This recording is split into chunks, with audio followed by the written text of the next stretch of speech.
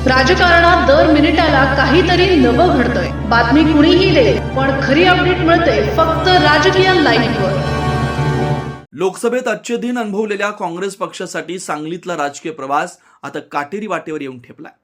लोकसभा निवडणुकीत अपक्ष म्हणूनही खासदार विशाल पाटील यांचा विजय काँग्रेस कार्यकर्त्यांसाठी आशेचा किरण ठरला होता।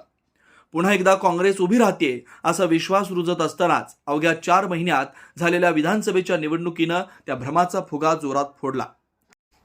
विधानसभेत बसलेला फटका पुसतो न पुसतो महापालिका निवडणुकीच्या तोंडावर काँग्रेसमध्ये गळतीला वेग आला। महापालिका क्षेत्रातील 2 बड्या नेत्यांनी भाजपमध्ये प्रवेश केल्यानं काँग्रेसच्या जखमेवर मीठ चोळलं गेलं। नेत्यांपाठोपाठ कार्यकर्ते, माजी नगरसेवक, पदाधिकारी यांची रांग भाजपकडे वळली आणि काँग्रेसची संघटनात्मक वीण सैल होत गेली। एकेकाळी जिल्ह्याचा बालेकिल्ला मानला जाणारा काँग्रेस पक्ष महापालिका क्षेत्रातील दबदबा राखून होता। स्वर्गीय पतंगराव कदम आणि स्वर्गीय मदनभाऊ पाटील यांच्या नेतृत्व काळात काँग्रेसला पर्यायच नव्हता। मात्र या दिग्गजांच्या जाण्यानंतर पक्षाला सावरण्यासाठी जे प्रयत्न झाले ते टिकाऊ ठरले नाही। काही काळ जिल्हा मध्यवर्ती बँकेच्या उपाध्यक्षा जयश्रीताई पाटील आणि माजी शहर जिल्हाध्यक्ष पृथ्वीराज पाटील यांनी पक्षाला उभारी देण्याचा प्रयत्न केला।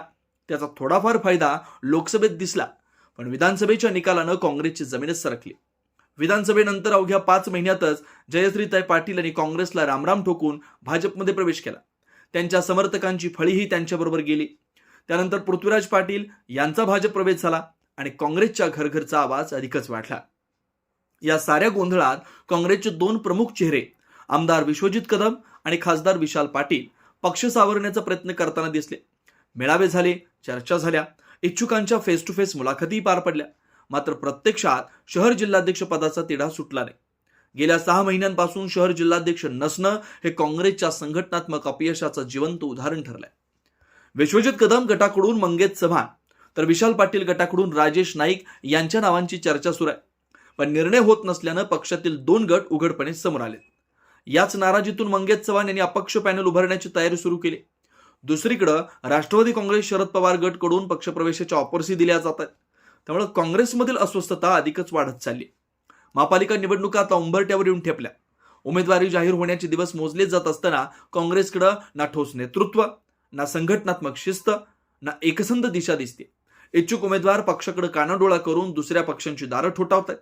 जर आमदार विश्वजित कदम आणि खासदार विशाल पाटील यांनी एकत्र बसून नेतृत्वाचा आणि संघटनेचा तिढा वेळीच सोडलेला नाही तर हे नाराजी नाट्य अधिकच उग्र रूप धारण करेल। अशा परिस्थितीत विस्कळीत संघटना, नाराज कार्यकर्ते आणि फुटलेली नेते मंडळी यांच्या बळावर काँग्रेस महापालिकेच्या रणधुमाळीत आपली ताकद कशी दाखवणार, हा सवाल आज सांगलीच्या राजकीय वर्तुळात अधिक ठळकपणे घुमतोय। राजकारणात दर मिनिटाला काहीतरी नवं घडतंय। बातमी कुणीही दे, पण खरी अपडेट मिळते फक्त राजकीय लाईव्हवर।